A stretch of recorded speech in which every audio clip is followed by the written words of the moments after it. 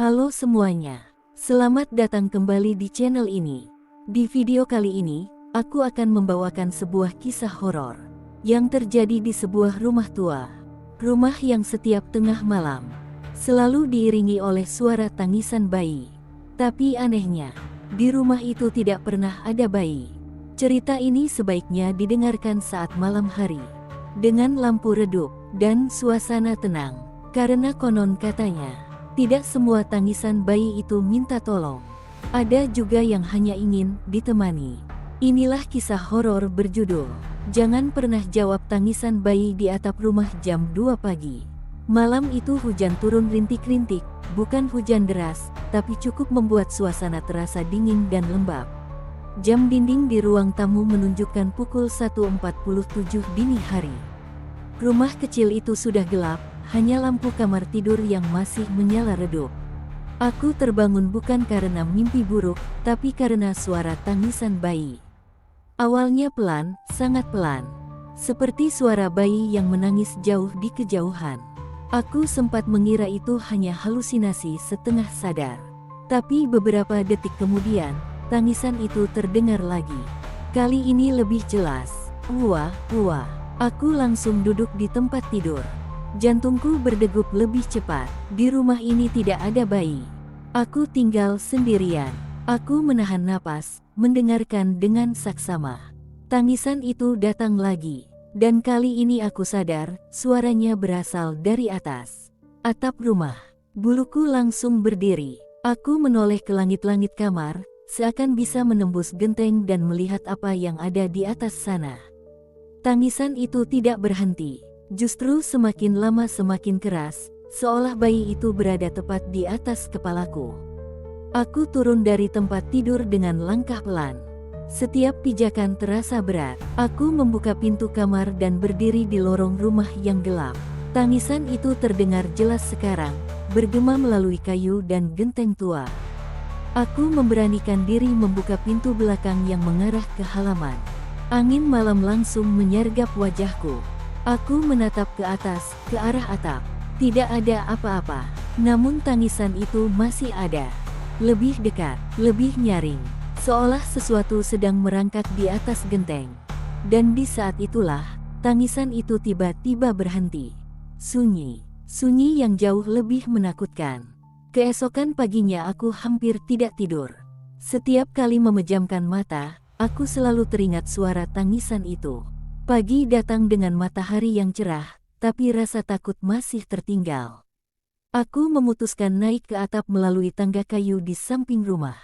Dengan perasaan was-was, aku memeriksa genteng satu persatu. Dan di sanalah aku melihatnya. Jejak kecil, bukan jejak kaki orang dewasa. Bukan juga jejak kucing atau tikus. Jejak itu kecil, sangat kecil. Seperti jejak telapak tangan bayi, lengkap dengan 5 jari mungil. Tanganku gemetar. Jejak itu mengarah dari ujung atap, berhenti tepat di atas kamar tidurku. Aku turun dengan cepat. Dadaku sesak. Pikiranku mulai dipenuhi pertanyaan yang tak masuk akal. Bayi apa yang bisa naik ke atap? Dan kenapa hanya muncul di malam hari? Malam berikutnya aku sengaja tidak tidur. Aku duduk di ruang tamu, lampu menyala terang. Jam menunjukkan pukul 2:03. Dan tepat saat jarum detik berhenti berdetak, tangisan itu kembali terdengar. Lebih keras, lebih menyayat. Kali ini bukan hanya menangis, tapi seperti merintih kesakitan. Aku menutup telinga, tapi suara itu seakan masuk langsung ke kepalaku. Tiba-tiba terdengar suara gesekan, seperti kuku menggores genteng. Lalu suara itu berhenti tepat di atas ruang tamu. Aku menatap langit-langit dan mendengar sesuatu yang membuat darahku serasa membeku. Suara bayi tertawa pelan. Aku tidak tahan lagi. Pagi harinya aku menemui tetangga paling tua di kampung itu, seorang nenek yang tinggal sendirian di rumah kayu tua. Begitu aku menceritakan tentang tangisan bayi di atap, wajah nenek itu langsung berubah. "Pucat, kamu tinggal di rumah itu?" tanyanya pelan. Aku mengangguk. Nenek itu menarik napas panjang. Lalu dengan suara bergetar, ia berkata, "Dulu, di rumah itu, pernah ada bayi yang dibuang. Ceritanya terjadi bertahun-tahun lalu. Seorang perempuan melahirkan secara diam-diam. Karena takut aib, bayi itu dibungkus kain dan ditaruh di atas atap, berharap ada orang yang menemukannya. Namun bayi itu tidak pernah diselamatkan. Ia meninggal di sana, sendirian, di atas genteng. Sejak itu, kata nenek, setiap orang yang tinggal di rumah itu selalu mendengar tangisannya. Tapi ada satu pantangan. Apa itu? Tanyaku. Jangan pernah menjawab tangisannya. Jangan pernah mencari asal suaranya. Jantungku langsung berdegup kencang.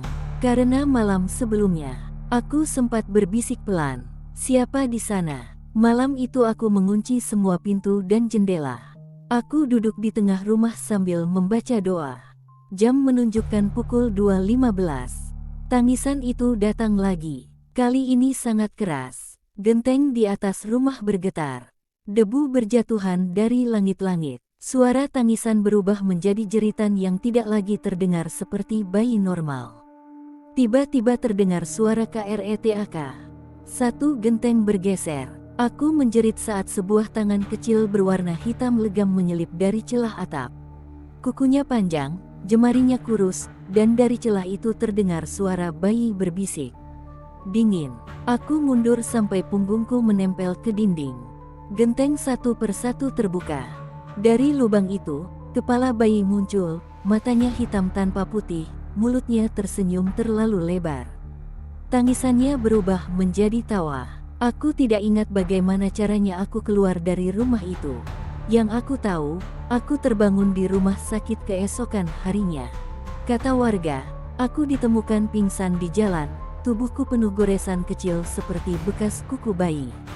Rumah itu sekarang kosong, tidak ada yang berani menempatinya lagi.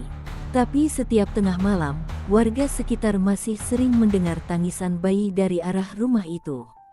Kadang dari atap, kadang dari dalam rumah, kadang terdengar tepat di belakang telinga mereka. Dan kata nenek itu, selama bayi itu belum tenang, tangisannya akan terus mencari orang berikutnya yang mendengarnya. Itulah kisah horor. Jangan pernah jawab tangisan bayi di atap rumah jam 2 pagi. Sebuah cerita tentang kesepian, tentang tangisan yang tidak pernah didengar, dan tentang rumah yang seharusnya menjadi tempat aman, namun justru menyimpan teror.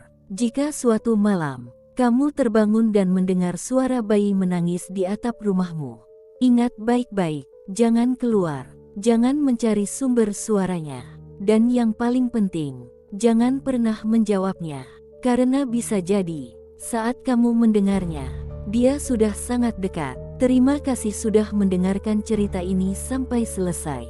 Jika kamu suka cerita horor seperti ini, jangan lupa dukung channel ini.